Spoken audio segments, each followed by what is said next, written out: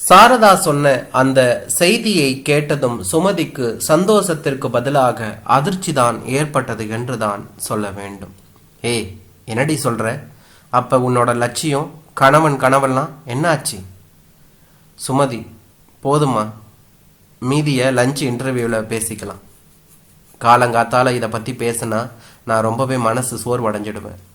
அப்புறம் இன்னைக்கு முழுவதும் அலுவலக வேலையை கவனம் செலுத்த முடியாமல் போயிடும், பரிதாபமாக சொன்னாள் சாரதா. அதற்கு மேலும் அவளிடம் இந்த விஷயத்தை பற்றி பேசுவது அவ்வளவு நாகரிகமாக இராது என்பதால் சுமதியும் ஒருவித குழப்ப மனதுடனேயே தனது இருக்கைக்கு சென்று அமர்ந்தாள். ஆனாலும் மனம் சாரதாவை பற்றியே திரும்ப திரும்ப நினைத்தது. சே, என்னாச்சு இவளுக்கு? கல்லூரி நாட்களிலிருந்தே தனக்கு வரப்போகிற கணவன் எப்படி இருக்கணும்னு ஏகப்பட்ட கனவுகளை தேக்கி வச்சிருந்தவ இவ எப்படி திடீர்னு இதுக்கு சம்மதிச்சா? வேலையில் கவனம் செலுத்த முடியாதவளாய் தலையை தூக்கி சாரதாவை பார்த்தாள். அவளோ எதுவும் நடக்காததை போல வெகு இயல்பாக அலுவலக வேலையில் மூழ்கி விட்டிருந்தாள் என்றுதான் சொல்ல வேண்டும். பாவி பெண்ணு, எத்தனை என்ன தவிக்க விட்டுட்டு நீ பாட்டுக்கு சாதாரணமா இருக்கியே, இது நியாயமா? என்னோட புருஷன் என்னை விட 2 வயசு தான் மூத்தவராக இருக்கணும், நல்ல உயரமானவரா மானரமா இருக்கணும், பணக்காரனா இல்லாட்டியும் பண்பாளராகவும் இருக்கணும், என்னைய அடக்கி ஆளாம என்னோட உணர்ச்சிகளுக்கு மதிப்பு தர்றவரா, என்னை தவிர இன்னொருத்திய எனக்கு முன்னாடியும் எனக்கு பின்னாடியும் நினைக்காதவரா, கவிதைகளை ரசிப்பவரா இருக்கணும். இன்னும் என்னென்னவோ சொன்னாலே, கடைசியில இப்படி ஒரு குண்டை தூக்கி போட்டுட்டாளே. மனசு கிடந்து தவிக்க சுமதி அனற்புழுவாய் துடித்தாள் என்றுதான் சொல்ல வேண்டும். மதியம் 1:45 உணவருந்தும் அறையில் எல்லோரும் சாப்பிட்டு விட்டு வெளியேற பின்பு சாரதாவின் அருகில் சென்று அமர்ந்து, இப்ப சொல்லு, என்னாச்சு உனக்கு? அவள் கை விரல்களை பிடித்து சுளுக்கெடுத்தபடி கேட்டாள் சுமதி என்றுதான் சொல்ல வேண்டும். சுமதி, என்னோட லட்சிய கனவை எப்படி இருக்கணும்னு நான் கண்ட கனவுகள் எல்லாம் உனக்கு நல்லா தெரியும். உனக்கு மட்டுமல்ல, ஊருக்கே தெரியும். அந்த லட்சிய கணவனை கைப்பிடிக்கிறதுக்காக தான் 29 வயசு வரை நான் காத்துக்கிட்டு இருக்கின்றதும் நல்லாவே தெரியும் என்று சொன்னார். எல்லாம் தெரியும். அது தெரிஞ்சதுனால தான் போயும் ஒரு 50 வயசுக்காரனுக்கு, அதுவும் 2 குழந்தைகளுக்கு அப்பா, அவனுக்கு 2ஆம் தாரமா போறதுக்கு நீ எப்படி சம்மதிச்சேன்னு புரியாம தவிச்சுக்கிட்டு இருக்க. எது உன்னைய இதுக்கு சம்மதிக்க வச்சதுன்னு தெரியாம குழம்பி கிடக்கிற. சொல்லு சாரதா, என்ன காரணம்? தோழியின் மீது உள்ள உண்மையான அக்கறையில் சற்று கோபமாகவே கேட்டால் சுமதி என்றுதான் சொல்ல வேண்டும். விரக்தியுடன் புன்னகைத்த சாரதா, சுமதி, நம்மளோட லட்சியங்கள் நமக்கு வேணா பெருசா இருக்கலாம். அதை அடையிறதுக்காக நாம எத்தனை யுகங்கள் வேணா காத்து கிடக்கலாம். அந்த காத்திருப்பு நமக்கு வேணா சுகமான காத்திருப்பா இருக்கலாம்.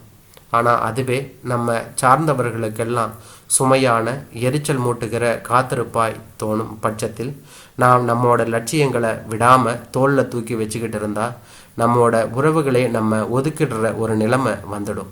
சொல்லும் போதே சாரதாவின் கண்களில் ஈரக்கச்சிவு என்றுதான் சொல்ல வேண்டும். கொஞ்சம் புரியும்படி சொல்லுமா? சுமதி பரபரத்தாள் என்றுதான் சொல்ல வேண்டும். போன வாரம் அப்பா யாரோ ஒரு கல்யாண புரோக்கர்கிட்ட பேசிட்டு இருந்ததை தற்செயலா நான் கேட்டேன். அப்பவே என்னோட மனசு சுக்குநூறா நொறுங்கி போச்சுமா. வாயில் கைக்குட்டையை வைத்து அழுகையை அடக்கினாள் சாரதா என்றுதான் சொல்ல வேண்டும். நோனோ சாரதா, எப்பேற்பட்ட பொண்ணு நீ? நீயே உணர்ச்சிகளுக்கு அடிமையாகலாமா? எதையும் சுலபமா எடுத்துக்கணும்னு எனக்கு நீ சொல்லுவியே. உன்னையே இந்த அளவுக்கு பாதிக்கிற மாதிரி அப்படி என்ன பேசினாரு அப்பா என்று கேட்டாள். ஐயா, நானும் 4 வருஷமா எத்தனையோ ஜாதகங்களை கொண்டாந்து கொட்டிட்டேன். நம்ம பாப்பா எல்லாத்தையும் ஏதோ ஒரு காரணம் சொல்லி தள்ளி விட்டுறதுங்க. என்னோட சர்வீஸில் இந்த மாதிரி எனக்கு எங்கேயுமே ஆனதில்லைங்க.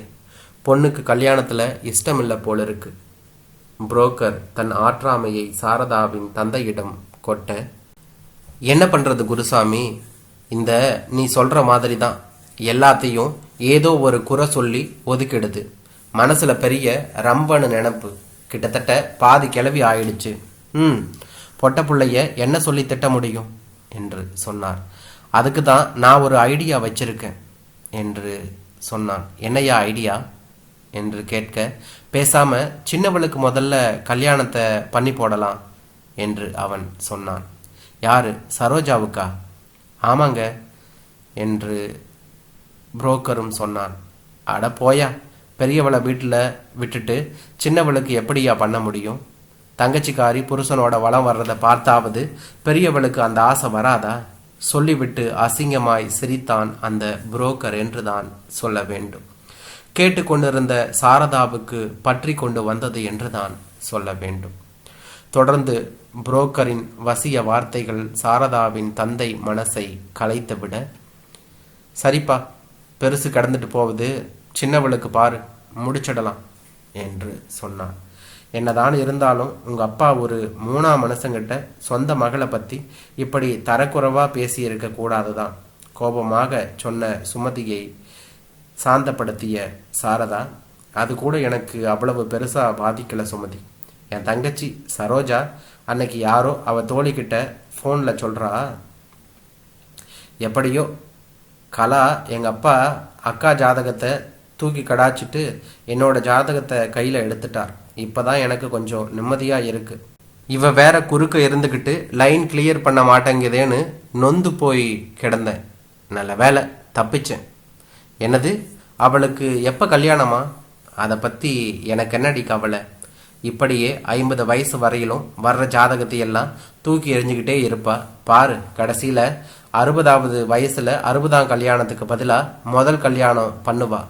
சொல்லிவிட்டு விழுந்து விழுந்து சிரித்தாள் சரோஜா என்றுதான் சொல்ல வேண்டும். அடப்பாவமே, சரோஜாவா இப்படி பேசினா?